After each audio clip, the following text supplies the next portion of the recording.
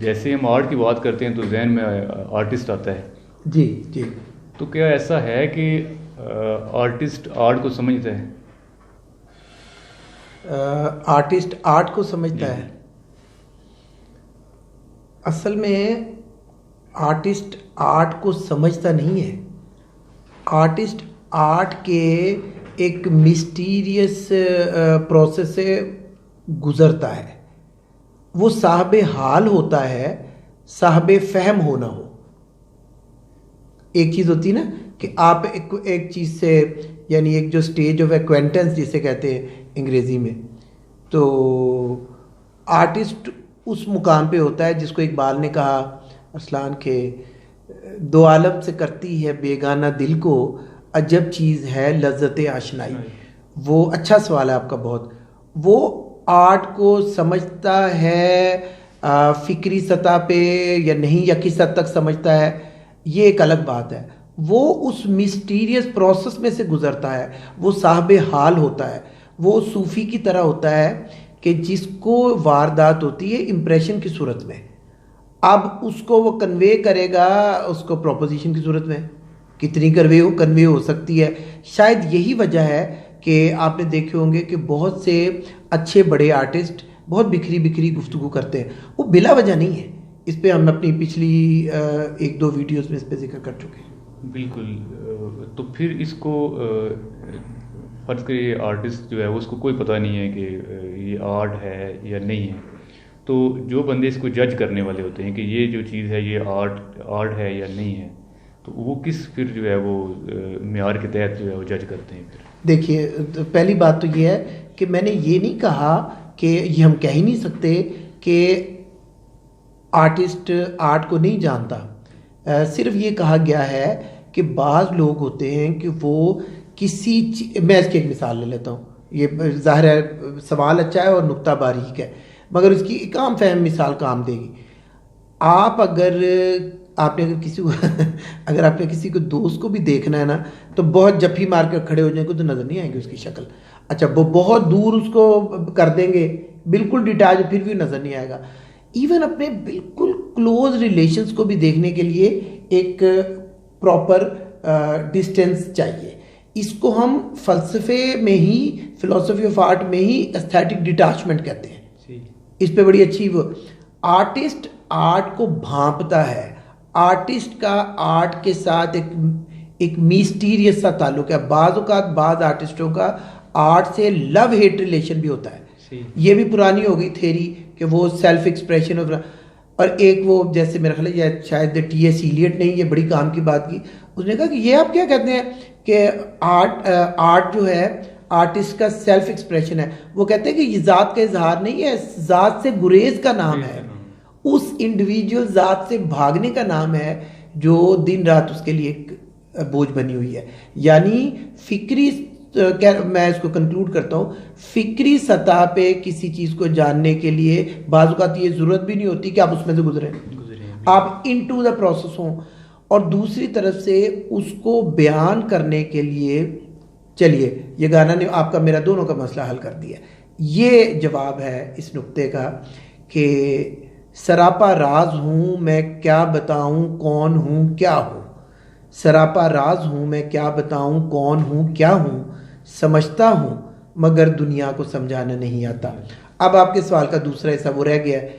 आपने कहा कि अच्छा फिर वो जो लोग बाहर से जज कर रहे हैं और उसमें से इनटू द प्रोसेस नहीं गुजरे, तो उनके पास क्या क्राइटेरियन है? नहीं, वो क्राइटेरियन है कुदरत ने इस तरह ये कायनात डिज़ाइन की है मेरी नाकस राय में कि हो सकता है कि मैं शेर कहने की सलाहियत से महरूम हूँ और सारी ज़िंदगी महरूम रहूँ, क्योंकि बहुत से लोग शायर तो सारे शायर थोड़े होते हैं, मगर उन लोगों में से हूँ साहब ज़ौक़ कि आपने अच्छा शेर का तो मैं फड़क जाऊँ और फिर मैं अपनी फहम इतनी भी बढ़ा लूँ कि मुझे ये पता हो कि मीर मीर है, गालिब गालिब है, इकबाल इकबाल है और फैज़ फैज़ है, फराज फराज है। तो इस तरह ये दुनिया चल रही है आर्ट की। जो जो इनटू द प्रोसेस होते हैं वो शायद उसको बहुत एक्सप्लेन करना उनके लिए मुश्किल होता है। जो नहीं भी जानते उनमें इसकी, अब ये देख लें कि एक बस छोटी सी मिसाल, जो उसको बहुत वाजे करती है सूरत हाल को। बाज़ को देखा गया है कि जो क्रिकेट का जो कोच होता है ना, चले अभी थोड़ी सी हटके भी अगर मिसाल दें, तो बाज़ का देखो वो नाकाम क्रिकेटर होता है, और बाज़ का ये होता है कि उसके पीछे कोई क्रिकेट का कैरियर कई दफ़ा हो भी सकता है, बिल्कुल भी नहीं होता, मगर वो ना खेल सके उसमें बहुत ढंग से, मगर वो उसकी जजमेंट इस किस्म की होती है कि उसकी भी कमेंट्री के बगैर या एट टाइम्स उसकी कोचिंग के बगैर ये सारा जो सिलसिला चल नहीं पा रहा। अच्छा, ये अगर हम थोड़ा सा तय में जाके देखें हम इस चीज़ की कि एक हम फ़नकार की बात करते हैं और चूँकि उसका फ़न के साथ तल्लक है, तो क्या ये फ़न मतलब वजदानी तौर पे, इंट्यूटिव तौर पे होता है या ये एक्वायर किया जाता है? मेरा ख्याल है कि जी मेरा ख्याल है कि कम से कम आर्ट एक्वायर नहीं किया जा सकता, या ये एक एपिस्टेमोलॉजिकली अगर देखें इल्मियात की सतह पे, तो ये इंसान के इज्ज़ की एक इंतहा है। आप बहुत ज़्यादा ट्रेनिंग से, जैसे मैंने पहले कहा, या वो खुद कर ले या आपसे मुराद मुदर्रिस, नक्काद, मुहक्किक, या बाज़ लोग घरों से ही बहुत सुखद शनास होते हैं, अदीबों शायरों के बच्चे, पेंटर्स के बच्चे। आप मेहनत से लोगों को सुखन शनास बना सकते हैं, शायर नहीं बना सकते। आप मेहनत से, हमारे कल्चर में सुनवैये कहते हैं, बाज़ लोग होते हैं वो बिल्कुल नहीं गा सकते, मगर आप कर रहे हैं थोड़ी सी गलती, वो बिल्कुल ठीक जगह पे पिन पॉइंट कर देगा। इस तरह हमारे एक दोस्त है, इस वक्त उनका नाम नहीं याद आ रहा, लाहौर में, वो सुनवैये के हिसाब से बड़े मशहूर थे, फौत हो गए चंद साल पहले। या फिर ये है कि आप बहुत मेहनत से आर्ट एप्रिसिएशन के इंटरनेशनली बहुत सारे कोर्सेज होते हैं, मैं देखता रहता हूँ, लोग बड़ी बड़ी भारी फीसें देते हैं, जाके सीखते हैं। अब ये लोगों को सिखा सकते हैं कि how to look at paintings, how to look at sculpture, how to look at a great drama, तो मगर वो खुद नहीं कर पाएंगे। इस तरह ये दुनिया चलती है। अच्छा, एक चीज़ हम टॉलस्टॉय के वाले से बात करें अगर, तो वो मतलब फ़नकार को एक दरमियाने रास्ते पे मतलब खड़ा करता है, जहाँ पे उसने जो है वो फ़नकार की दुनिया भी देखनी है और उसके सामने पब्लिक को भी देखना है। तो जिस तरह हम मशहूर शुरा की कुछ जो है वो अशार की बात करते हैं, तो अब वजह क्या है कि वो शेर बज़ाते खुद ऐसे होते हैं कि सब लोग उसको पसंद करते हैं, या उस शेर सलाहियत का कोई असर होता है, या वो वाकई कोई आर्ट का ऐसा फनपारा होता है कि जिसके अंदर ये कशिश है। मेरी मिसाल ये है कि आर्ट को देखने के लिए, जिस तरह अभी बात हो रही है, कोई भी आर्ट की फॉर्म है, उसको देखने के लिए क्या सारे लोग उससे अट्रैक्ट हो सकते हैं या नहीं हो सकते हैं? अगर फ़र्ज़ करें किसी एक शेर से बहुत ज़्यादा लोग मुतासर होते हैं, तो उसकी वजह क्या होती है? हाँ बिल्कुल, क्या बहुत अच्छा सवाल है। और आपने पहले टॉलस्टॉय का भी जिक्र किया, तो मुझे ऐसा लगता है कि आपके सवाल को इजीली दो टुकड़ों में बांटा जा सकता है। टॉलस्टॉय के बारे में आपका एहसास ठीक है कि अब आपको पता है कि ये तो आपको सब मालूम ही है कि उसकी ज़बरदस्त वजह शोहरत तो वॉर एंड पीस है। फिर उसकी वजह शोहरत एक और शोहरा का आफाक नावल है, एना करेनिना, जिसपे कम से कम 3-4 फिल्में हॉलीवुड और वो सब बना चुके हैं। उसमें जो सबसे पहली फिल्म है अरसलान विवियन ली की, वो सबसे अच्छी है, ब्लैक एंड वाइट, वो देखिए। उसके बाद उसके ड्रामे, फिर उसके बाद एक वो सोशल रिफॉर्मर भी था, मसीही अकायद का उस पर बहुत असर था। व्हाट इज़ आर्ट जो उसने छोटी सी किताब लिखी है ना, उसमें ये सब चीज़ें रिफ्लेक्ट करती हैं। उसको हम ये दाद देंगे, आप शायद उसकी तरफ इशारा भी कर रहे थे और दुरुस्त था ये इशारा, कि अगर बाकी लोग आर्ट एंड आर्टिस्ट ज़्यादा इसमें घूम रहे थे ना, तो उसने कहा कि नहीं, एक स्टेक होल्डर तीसरा भी है, art, artist and your audience. तो उसने ऑडियंस को सामने रख के बड़ी बातें की कि सिंपल होना चाहिए इजहार, डायरेक्ट होना चाहिए, इजी टू मूव होना चाहिए, जो जज्बात आप खुद रखते हैं ह्यूमैनिटी एट लार्ज के, उनमें भर दें। इस तरह की उसने बड़ी बातें की कि जिसपे काफ़ी कंट्रोवर्सी है। हम एक इंशाल्लाह टॉलस्टॉय पे एक पूरा प्रोग्राम बाद में करेंगे। दूसरा आपने ये कहा, आपके सवाल का ये जो दूसरा हिस्सा था कि अगर कोई शेर भी है या कोई नॉवल भी है और बहुत ही लोगों तक वो पहुंचता है, जबकि सारे सुखन शिनास तो नहीं होंगे। शायद आप ये कहना चाह रहे थे सारे फनकार तो नहीं होंगे, सारे सुखन शिनास भी नहीं होंगे, किसी आर्ट फन को समझते भी नहीं, वो भी नहीं होंगे। तो फिर उसकी वजह उसकी ग्रेट शेयरिंग होती है कि वो शेयर ही इतना करता है। अब मैं आपसे बात करते हैं, यकीन माने कि मैं रीडिस्कवर कर रहा हूँ मिर्ज़ा गालिब को और उनकी अजमत को। आपकी बात का जवाब वो शेर की सूरत में दे गए, और शेर ऐसा कि सर दुनिया, चलिए रिकॉर्ड हो रहा है, हम भी बात गालिब का शेर देखिए, अब समझेंगे आप ही को कह गए कि ग्रेट शेयरिंग कैसे होती है। उसको नज्म कर गए, सबके दिल में है जगह तेरी जो तू राजी हुआ। वैसे तो हमद का शेर है, मगर इसकी सिर्फ इंटरप्रिटेशन वहां तक महदूद ना करें। सबके दिल में है जगह तेरी जो तू राजी हुआ, मुझ पे गोया एक आलम मेहरबा हो जाएगा। जो दे दिया ना जवाब। इसलिए मुझे अक्सर हम जो छोटी छोटी वीडियो बनाते हैं तो मिर्ज़ा मुझे बहुत याद आते हैं कि वो एक ग्रेटनेस के एक वो मायार है कि जहाँ थेरी प्रैक्टिस के साथ और क्रिएटिव प्रैक्टिस थेरी के साथ खड़ी है। तो वो जो उन पे बीतती है, इतनी सलाहियत उनमें थी कि उसको भी शेर की जरूरत में बयान कर देते। तो शेयरिंग, इसको कंक्लूड करता हूँ कि जो सबके दिल में जिस चीज़ का मोहब्बत हो, वो खुदा की मोहब्बत हो सकती है, महबूब की मोहब्बत हो सकती है, अपनी करीबी अकरबा की और अपने अजीज़ों की हो सकती है, अपनी तख्लीक की कोई करब हो सकती है। जब वो उस पर कोई आर्टिस्ट खटखटाए तो फिर एक लार्जर शेयरिंग वजूद में आती है। उस वक्त ये भी गैरम हो जाता है कि सुगन जनाज है नहीं है, आर्टिस्ट है नहीं है। हम अगर आर्ट को देखें तो इसके अंदर दो तरह की जो है वो कंट्राडिक्शन कह लें या कंट्रोवर्सीज कह लें या दो तरह के नुक्ता नज़र में मिलते हैं जी। आम तौर पे जो है वो कुछ लोग फ़न बुराई फ़न के हामी आपको नज़र आएंगे, और कुछ कहते हैं कि जी इसको जिस तरह अफलातून है या हम इकबाल की बात करें, फ़न बुराई जो है वो आपने इसलाह इसको लेना है। तो अगर हम इसकी एवेल्यूएशन करें तो क्या हमें लगता है कि कौन जो है वो बेहतर है और कौन नहीं है? मेरा ख्याल है कि तारीखी सतह पे अगर हम इसको सिंप्लीफाई करते हैं, ओवर सिंप्लीफाई नहीं करते, तारीखी सतह पे दो तीन नज़रिए आर्ट में बहुत पॉपुलर रहे। एक फ़न बराए फ़न, एक फ़न बराए ज़िंदगी, और एक जैसे आपने कहा एक फ़न बराए इस्लाह। तो अल्लामा इकबाल का भी ये ख्याल है कि वो क्या शायरी है जो कौम के दिल को गरमा नहीं सकती और मिल्लत को अपना शानदार माजी याद नहीं करा सकती। टॉल्स्टॉय का भी ये ख्याल है। देखिए उसने टॉल्स्टॉय ने कहा कि आप ह्यूमैनिटी की बात करें, उसने पिन पॉइंट करके कहा कि ब्रदरली लव की बात करें, सेक्सुअल लव की बात करें। अगर आपको याद होगा इसी बुनियाद पे उसने एना करेनिना अपने नॉवल को भी डिसोन कर दिया कि भाई ये जो बहुत अमीर तबके की ये जो होती हैं बोरियत का मसला है, मोहब्बतों का मसला है, इसको आप छोड़ें और मजदूरों किसानों की दुनिया की तरफ आएँ वगैरह वगैरह।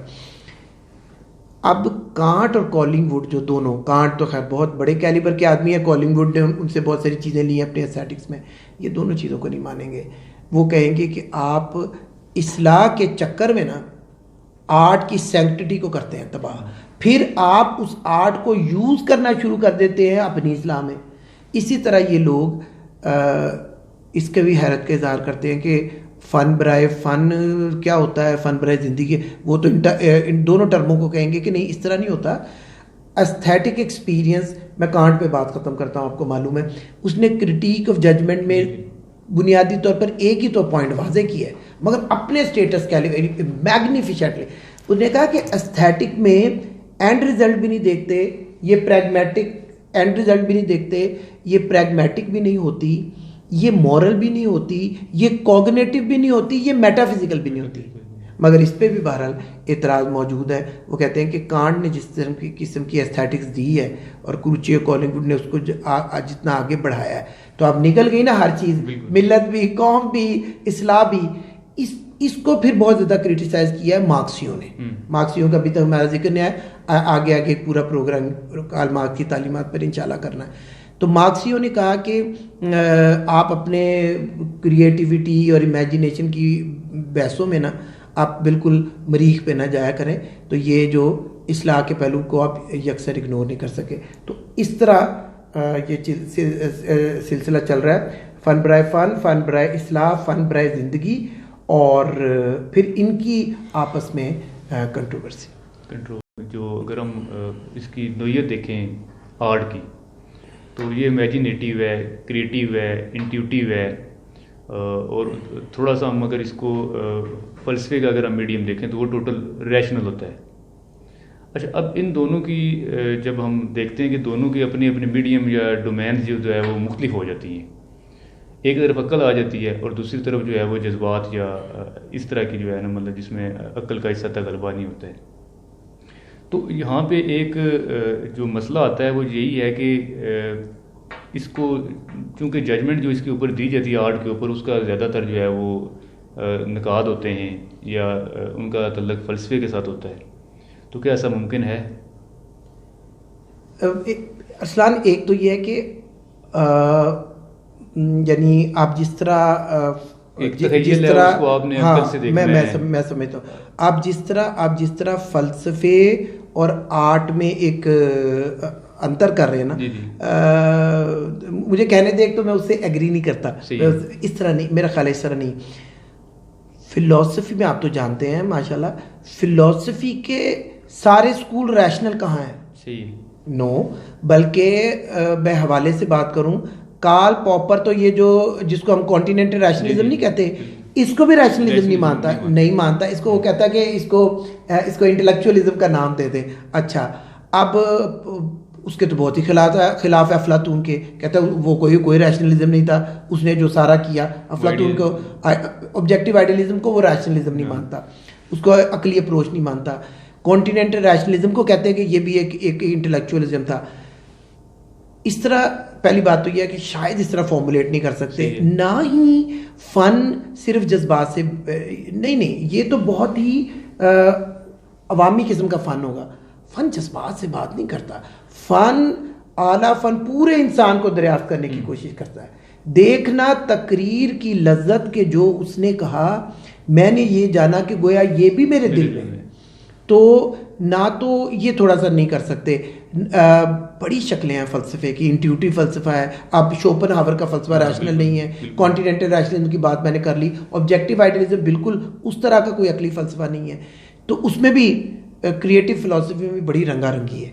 दूसरी तरफ तमाम आर्ट भी जज्बात से बहस नहीं करता। शायद बहुत अवामी आर्ट, टॉल्स्टॉय पे यही एतराज़ हुआ कि जितना तुम इसको अवामी बनाने की कोशिश कर रहे हो कि इन्फ्यूज़ कर दें, ऑडियंस को मूव कर दें, तो उन्होंने कहा कि अच्छा फिर ये जो शेक्सपियर के प्लेज हैं या दस्तयेव्स्की के नॉवेल हैं, वो तो इतने सिंपल और डायरेक्ट नहीं होते। अब मैं बात ख़त्म करता हूँ। आप उसके दस्तयेव्स्की के प्लेस को देखें, वो कहने को आर्टिस्ट तो वो है मगर आला दर्जे का। अब वो कहने को नॉवेलिस्ट है, क्या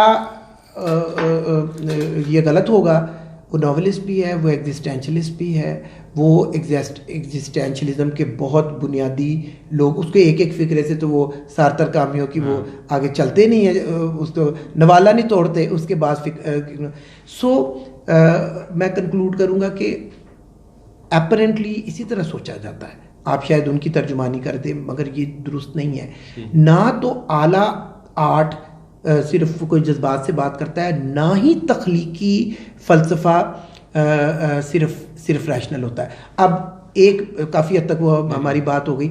अब रह गई बात ये कि भाई जो लोग खुद शेर कहने की और तख्लीक करने की सलाहियत नहीं रखते, तो वो फ़र्ज़ करें, वो ठीक बात है आपकी, आपने अपने सवाल के आखिर में ये भी कहा, तो वो जज कर रहे होते हैं और वो कहीं क्रिटिक बन के फन की उड़ान हो रहा है और उनकी नहीं, तो इसीलिए तो इतने झगड़े चले हैं।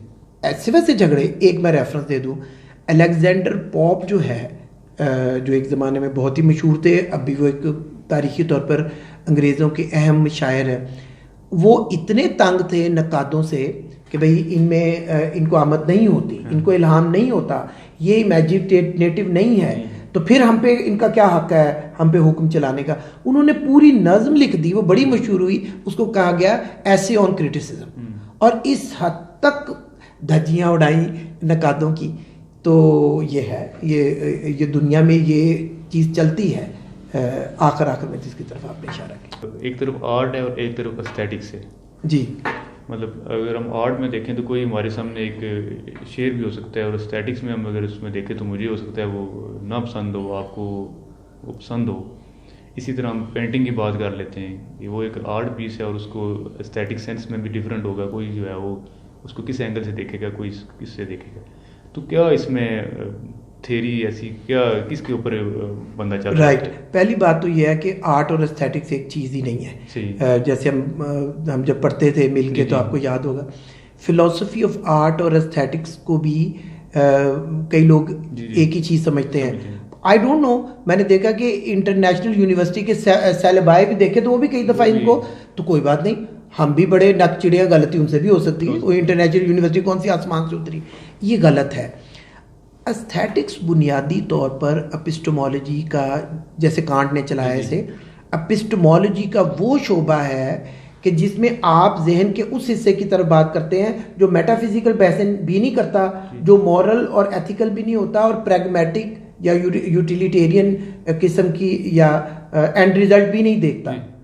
इन सब चीज़ों, ये सब नहीं देखता, और फिर भी सारी उम्र उसके अंदर एक चीज़ होती है कि इसी परसूट में लगाना चाहता है कि फौरी तौर पे कुछ नहीं हो रहा, कोई नफ़ा नुकसान नहीं हो रहा, कोई अखलाकी माबदुल तबियाती बहसें नहीं है। तो उसने वो डिस्कवर किया ना क्रिटिक वैल्यू जजमेंट में कि ये जहन का हिस्सा कौन सा है। फ़िलासफ़ी ऑफ आर्ट तो सिर्फ जमालिया से बात नहीं करती। फ़िलासफ़ी ऑफ आर्ट इसलिए काफ़ी मुख्तलिफ है, मिलती जुलती होने के बावजूद। फ़िलासफ़ी ऑफ आर्ट में या आर्ट में इन जनरल हम देखते हैं कि मैंने गाया, मैं नाचा, मैंने एक्ट किया, मैंने पेंट किया, मैंने स्कल्पचर किया, या दूसरे लोग दिन रात जिस क्रिएटिव किस्म की चीज़ में पड़े हुए हैं, तो इसमें उनको क्या मिला? एग्नी एंड द एक्सटेसी। ये मुझे यहाँ बात फ़िलहाल ख़त्म करता हूँ। मुझे बड़ी खुशी हुई कि माइकल एंजेलो पे, शायद आपने भी देखी होगी, माइकल एंजेलो पर ये जो हॉलीवुड की फिल्म बनी, उनका नाम ही उन्होंने, मुझे उससे अंदाज़ा हो गया था कि मजबूत स्क्रिप्ट है, कोई मजबूत डायरेक्टर है, उन्होंने नाम ही उसका रखा है एग्नी एंड द एक्सटेसी। आर्ट में ये देखते हैं कि किस कदर, क्या इसको बंदा ही पागल है, दुनिया जो कोई बिजनेसमैन तो पागल ही उसको समझेगा कि उसने कैलीग्राफी का बड़ा सा बोर्ड ले लिया, जैसे हमारे बड़े पेंटर करते थे, और उस पर वो लग गए हैं, उसको दिन रात वो कर रहे हैं। या जैसे आप कभी अफसाना भी कई दफ़ा आप पढ़ने में, मैंने बहुत से अफसाने लिखे हैं, आप तीन सफ़े का 10 मिनट में पढ़ लें और पढ़ के गलत राय दे रहे हो तो दिल कर रहा होता है कि मुक्का वुक्का मारे, और मार नहीं सकते। हो सकता है वो 3 सफ़े मैंने कितनी तकलीफ़ से और किस क्रिएटिव एगनी से गुज़रते हुए बनाए, और अब शेयरिंग करते हुए मैं ये थोड़ा सा चाह रहा हूँ कि उस प्रोसेस को समझें। जब वो नकाद नहीं समझता और जब आम आदमी नहीं समझता तो फिर आर्टिस्ट आम आदमी को तो शायद माफ़ कर देते हैं, मगर नकादों और फनकारों की लड़ाइयाँ तो बड़ी मशहूर हैं पूरी दुनिया में। और एस्थेटिक्स मैंने कहा कि जमालियात है, जो एपिस्टेमोलॉजिकल सर्च है जहन के एक हिस्से की।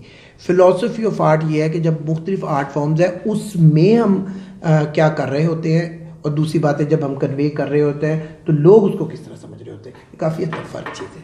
ठीक, फ़लसफ़े के अंदर स्पेस एंड टाइम की एक मुकम्मल जो है वो एक बहस चलती है, और आर्ट की भी जो दो हमारे पास बड़ी इसकी फॉर्म है, स्पेशल और टेम्पोरल। तो इनकी आपस में कोई रेलिवेंस बनती है इस थ्योरी के वाले से, या इन दोनों के आपस में कोई, आइंस्टाइन की हम जिस टाइम की थ्योरी की रिलेटिविटी की बात करते हैं, या इसके अलावा जितनी भी मतलब कांट ने भी इसके ऊपर किया हुआ है, इसकी कोई बनती हो आपस में रेलिवेंस? जी बनती है। ये तो बात आपकी बिल्कुल ठीक है। वो पहले भी हमने एक दफ़ा इसको देखा कि फ़िलासफ़ी बहुत से इश्यूज़ को टाइम एंड स्पेस में डिवाइड करके भी देखता है। ख़ास तौर पे कांट का हवाला आपने ठीक दे दिया। क्रिटिक ऑफ प्योर रीज़न में देखिए वो साबित कर रहा था कि जहन की इनहेरेंट क्वालिटी है कि जब वो चीज़ों को अंडरस्टैंड करना शुरू करता है तो ऑटोमेटिकली उसे टेम्पोरल और स्पेशल में बांट लेता है। यही कहा ना उसने। नॉमिनल फिनोमिनन का फ़र्क वहाँ से बरामद हुआ कि अब इसका मतलब है हम सब जो बाहर देख रहे हैं हम सब के अगर मैं आसान करूं विदाउट उसको गड़बड़ किए कांट को, वो कहता है कि हम जिस तरह खारजी कायनात को देख रहे हैं हम सब ने एक एक ऐनक अपने आंखों पर लगाई हुई है, मगर ये ऐनक उतारी नहीं जा सकती। इसलिए किसी दानिश्वर ने, मुझे इस वक्त नाम नहीं जा रहा, थिली है क्या, उसने बड़ी अच्छी बात की, उसने कहा कि उसकी थ्योरी से जो आप एक्सटर्नल वर्ल्ड की नॉलेज ले रहे हैं, it is neither, it can not be consider neither as innate nor acquired but universal. Universal इसलिए कि वो अपनी तरफ से एक डिस्कवरी कर रहा है कि सब इंसान का ढंग इसी तरह ही देखने का, वो तो हो गया। दूसरा आपने कहा टाइम स्पेस, दूसरा आपने आइंस्टाइन। जहाँ तक न्यूटन और आइंस्टाइन का ताल्लुक है, और मैं हस्बे तो मुझे बहुत पसंद है, खासतौर पर आइंस्टाइन में पढ़ता रहता हूँ, ये तो डॉक्यूमेंट्री में शायद ही मैंने कोई जोड़ी है उसकी, तो इस सबको पढ़ना चाहिए, इस कदर अहम आदमी।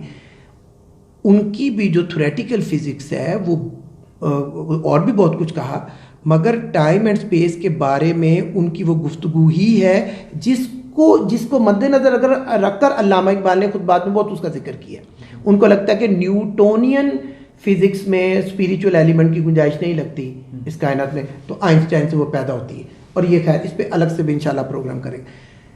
आपने कहा कि टाइम एंड स्पेस के हवाले से साइंस देखती है, फलसफा देखता है, तो आर्ट भी देखता है, तो आर्ट की उससे रेलेवेंस, आर्ट की टाइम एंड स्पेस के हवाले से साइंस और फलसफे से इस सतह पे रेलेवेंस बने ना बने, ये डिस्टिंक्शन किस कदर फ़ायदा देती है आर्ट को, उसकी मिसाल देखें, बहुत फ़ायदा देती है। उसके बाद फिर गुफ्तगू कैसे होगी, उस पर गुफ्तगू भी, मसलन फिलॉसफी ऑफ आर्ट कहता है कि स्पेशल आर्ट है जो कहीं ना कहीं किसी ना किसी स्पेस में, किसी मकाम में अपना एक वजूद रखे।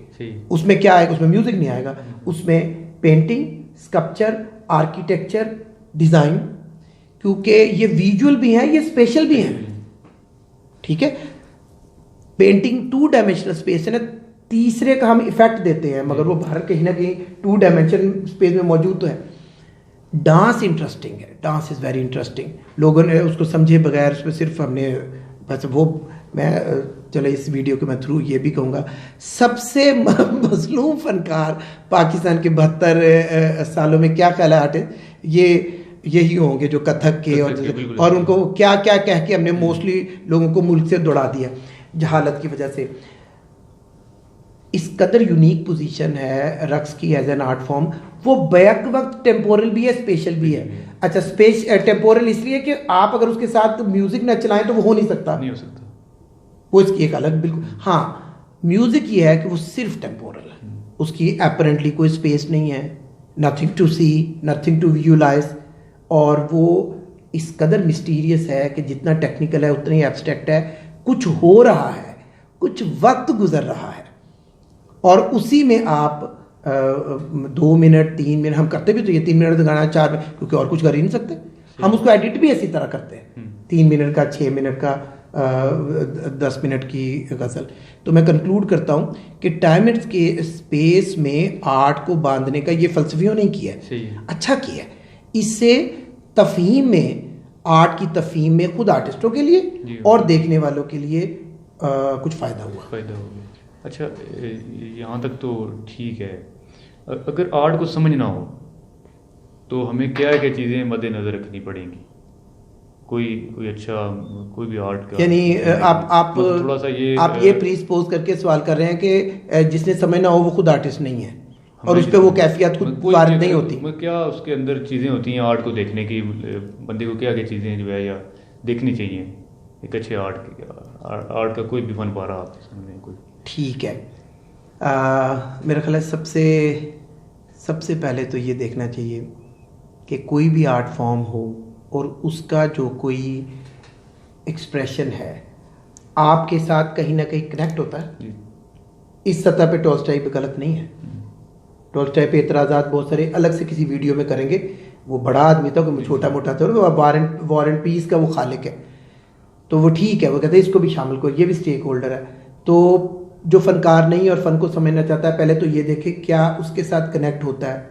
वो कनेक्ट होता है क्योंकि फ़नकार देखने में, जितने हो सकता है कि फ़नकार आपको देखने में फ़र्क लगे, उसको लगना भी चाहिए, अगर जेन्युइन आर्टिस्ट है, आपको ज़रा असाब ज़दा लगे, जल्दी हंस पड़ने वाला, जल्दी रो देने वाला, जल्दी मान जाने वाला, चाइल्ड लाइक ये अजमत होती है फनकार की, जल्दी मान जाने वाला, जल्दी रो पड़ने वाला, जल्दी खुश हो जाने वाला।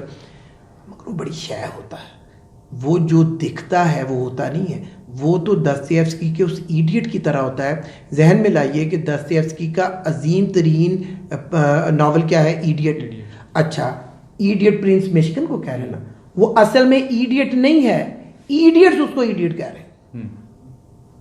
वो लोग जो दुनियादार हैं, वो लोग जो 2 जमा 2 4 से आगे नहीं चलते, वो लोग जिनको पता नहीं है कि इंसानी दिल कितना नाजुक है, जिनको ये नहीं पता कि कितनी जल्दी वो टूट सकता है, जिसको ये नहीं पता, जिनको ये नहीं पता कि everybody wants to be loved and respected. आपको पता होना चाहिए, पता होगा कि बहुत सारे आर्टिस्ट एक वक्त आता है कि वो गोश्त वगैरह खाना छोड़ देते हैं, अब बाय कन्विक्शन वेजिटेरियन हो जाते हैं, यानी उनको आहिस्ता आहिस्ता आदत होती है ना दूसरे के बूटों में खड़े होने की, तो वो इंसानियत से होते हुए बाकी ज़िंदगी की भी हर फॉर्म से उनकी मोहब्बत बढ़ जाती है। तो फिर उनको ये नहीं लगता कि हर चीज़ को सिर्फ कंज्यूम करना चाहिए। दूसरी तरफ ये जो typical businessman point of view है, ये बिल्कुल समझे कि आर्ट के उलट होता है। वो कहता है कि हर चीज़ को यूज़ करो और बेच दो। ये भी एक आपने कहा था कि आर्ट में, मैं असल में वही पुट्ठे तरीके से मैं करने की कोशिश करूँ। आपने मुझे कहा था कि एक जो आदमी फनकार नहीं है मगर वो आर्ट को समझना चाहता है, उसे क्या क्या चीज़ें देखनी चाहिए। ये अभी मैं एक ही बात कर सका कि फॉर्म्स भी हैं, मतलब एक करके भी अगर हम उसकी बात करें, हाँ बिल्कुल सही, अगर एक एक करके देखें बिल्कुल सही है। तो फिर ये है कि अगर सबसे पहले म्यूज़िक को ले लेते हैं, तो म्यूज़िक में तो आम आदमी को कनेक्ट करने ही के लिए यकीन करें लफ्ज़ डाले जाते हैं, वरना आदमी, आपको ये शायद सुन के हैरत हो, मैं चूँकि बहुत बचपन से गाता भी हूँ, मुझे अब हैरत नहीं होती है, हैरान हो के म्यूज़िक को कितना ज़्यादा आम आदमी के करीब समझा जाता है। सही। इसकी खालिश फॉर्म ले दें, आम आदमी सबसे पहले भागेगा, सबसे पहले भागेगा। आप एक वायलिन लें और अच्छा, अब अगर आम आदमी कुछ ज़्यादा ही आम है और वो टोन डेफ है, तो कहेगा ये कि चूं चूं चूं चूं, हम चाहे रो रहे हैं। तो वो उसको अट्रैक्ट करने ही के लिए फिल्मों में गीत गाए जाते हैं जिसमें शायरी होती है, और गज़लों में वो जो आपके इश्किया मामलात या दूसरे इश्क मजाजी हकीकी, उसको वो बांधा जाता है, वरना कनेक्शन करना थोड़ा मुश्किल हो जाता है। डांस में कथक और इस तरह की जो सीरियस फॉर्म है, अब डांस को तो हमारी फिल्मों ने बिल्कुल ही तीसरी सतह पे एक फुहश अंदाज से जिससे मिलाना, ये डांस नहीं होता, ये तो उसकी वो भी नहीं मानते हैं जो खुद इनके आर्टिस्ट हैं। तो ये कनेक्शन का बहुत ही गंदा तरीका है, मगर ये होता है। और ये सिर्फ फिल्मों में क्यों होता है आपको पता है? ये बार में, आप बाहर चले जाएं और नाइट क्लब में और ये वो, वहाँ पर वो रक्स को फॉर्म को इस्तेमाल किया जाता है अपनी कुछ बड़ी जबिली किस्म की ख्वाहिशात के लिए, मगर ये कनेक्शन की प्रॉब्लम है। आप कब कनेक्ट होंगे? जब बकौल गालिब आपको लगेगा कि ये भी मेरे दिल में है। अगर आपको ये नहीं हुआ, अच्छा ये तो हो गया। दूसरा ये है कि क्या सिर्फ इसी से कनेक्ट होते हैं? नहीं, अच्छी आवाज़ एक खूबसूरती का ऐसा एहसास भी पैदा करती है ऐसे एक आदमी को कि जो खुद नहीं ना गा सकता हो, मगर उसको ये लगता है कि ये तो बड़ी हेवनली वॉइस है। सारा दिन मेरा गुजर गया अपने गालियाँ देते और गालियाँ खाते ऑफिसर से और धूप मिट्टी और उसमें, तो ये भी तो आवाज़ ही है, मगर ये कितनी खूबसूरत आवाज़ है। बाज़ पेंटिंग्स इतनी, जिसको हम बोलते हैं कि प्लेजर ऑफ द आई, आप थोड़ा इसलिए भी मैं इसको यहाँ कंक्लूड करूँगा, इसीलिए भी कहा जाता है कि बच्चों के सामने गालियाँ बकने के बजाय या हमेशा उनको, जैसे आजकल हो रहा है, बेतहाशा खाने की आदत डालने की बजाय, जिससे उनकी ज़िंदगी भी तबाह हो रही है, वो डिफॉर्म हो रहे हैं, और या फिर ये है कि आप उसको दे दें वो और मोटा हो जाएगा बच्चा, वो वीडियो। लोग कहते हैं कि अगर आप अपनी नस्ल को बचाना चाहते हैं, ज़बरदस्ती लेके जाएं किसी आर्ट एग्जीबिशन में। शुरू में बच्चा नखरे करेगा, आगे नहीं करेगा, हो सकता है आपसे आगे निकल जाए। किसी पेंटिंग एग्जीबिशन उसको लेके जाएं, पक्के रागों का प्रोग्राम है उसको लेके जाएं। आपने उसको मुतारिफ ही नहीं कराया, तो फिर वो आगे चल के ये होता है कि बिल्कुल डिस्कनेक्ट हो जाता है। इसी से मिलता जुलता मेरा एक सवाल है कि आर्ट की मदद से, मतलब कि अगर हमने परसेप्शन को बेहतर करना हो तो पेंटिंग उसके अंदर रोल अदा कर सकती है। अगर हमने सुनने की एबिलिटी को थोड़ा स्ट्रेंथन करना हो तो उसके अंदर म्यूज़िक कर सकता है, या इस तरह के मुख्तलिफ थेरापीज़ वगैरह आजकल आर्ट की सूरत में जो है वो काफ़ी ज़्यादा हो चुकी है। तो इसकी एप्लीकेशन कहाँ कहाँ पे नज़र आती है इसकी? सबसे पहले तो आपको मेरा जवाब बड़ा अजीब लगेगा, क्योंकि वो अजायबत यानी अजायबत के लिए देखें, मैं भी उस अजायबत के लिए भी ये ज़रूरी नहीं होता कि वो गलत हो। जी जी। और अजीब भी क्यों लगेगा, मेरे पास इतने अजीम आदमी का रेफरेंस आ गया। आपने कहा कि परसेप्शन को बेहतर करने के लिए या उसका कोई और यूज़, आर्ट परसेप्शन को बेहतर नहीं करता। अच्छा।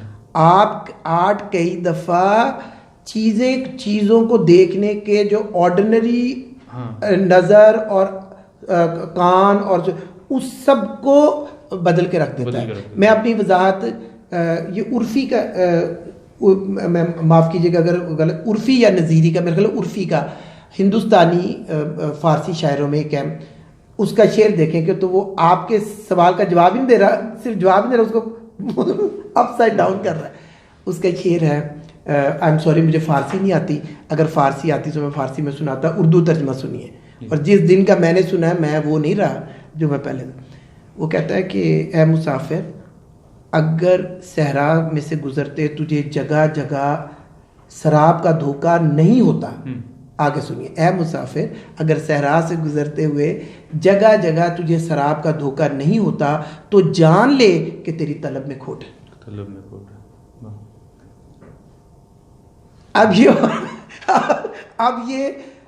अब ये देखना है मगर किसी और ही तरीके से, आला म्यूजिक सुनना है किसी और ही तरीके से। आला पेंटिंग के बारे में तो इस गुनाहगार की ये राय है, मेरे बहुत सारे अपना वक्त के साथ साथ ज़ाती वो बने हैं ख्यालात जिसको मैं किताब की सूरत में दे रहा हूँ। आला पेंटिंग, हालांकि मैं पेंटर नहीं हूँ, कोई दावा नहीं है, आला पेंटिंग पता क्या होती है इस्लाम, कि जो आप देख रहे होते हैं ना उसके बियॉन्ड देखने के काबिल हो जाए, उसके मावरा देखने के काबिल वो भी आपको करे और आप भी। दूसरे लफ्ज़ों में अगर अजीब महसूस ना हो कि जो आप देख रहे होते हैं वो नहीं देख रहे होते, जो नहीं देख रहे होते वो देख रहे होते। ये बज़ाहिर लगता है कि पैराडॉक्सिकल किस्म की स्टेटमेंट नहीं, इसको अंडरस्टैंड करना कोई इतना मुश्किल नहीं है। ये पैराडॉक्सिकल होगी, सूडो नहीं है, जाली नहीं है, उसके आप बियॉन्ड देखते हैं। तो परसेप्शन, मगर ये ज़रूर है कि एक ख़ास ढंग से आर्ट देखना तो सिखाता ना, जैसे उर्फ़ी का शेर, एक ख़ास ढंग से सुनना तो सिखाता है, इसमें कोई शक नहीं। बाकी जो 3 आर्ट फॉर्म्स हैं उनसे उस पर डिपेंड करने वालों को किसी वजह से आर्टिस्ट नहीं माना गया। मिसाल के तौर ये जो शेफ़ और कुक होते हैं, ये आपकी इससे बात कर रहे होते हैं ना, अपना टेस्ट की जो एड्स है, तो उनको क्राफ्टमैन कहा गया, या सेंस ऑफ टच है। ये मुझे उसकी वजह भी थोड़ी सी मैंने ढूंढी है खुद ही, कि जो हमारी सेंस ऑफ टच है, सेंस ऑफ टेस्ट है और ये सूंघने की जो हिस्सा है, इनकी बुनियाद पे आर्ट क्यों नहीं होता? पता क्यों नहीं होता? ये इतनी सामने के ऑब्जेक्ट से इतनी बुरी तरह मुतल्लिक हो जाती हैं कि इमेजिनेशन का पहलू रह जाता है। बिल्कुल। ये लगता है कि उसमें वो तख़य्युल और क्रिएटिविटी और इमेजिनेटिव फ्लाइट नहीं रह जाती। आप इस बुरी तरह उसी ज़िंदगी से मुतल्लिक हो जाते हैं जो सबके लिए है और आपके सामने है।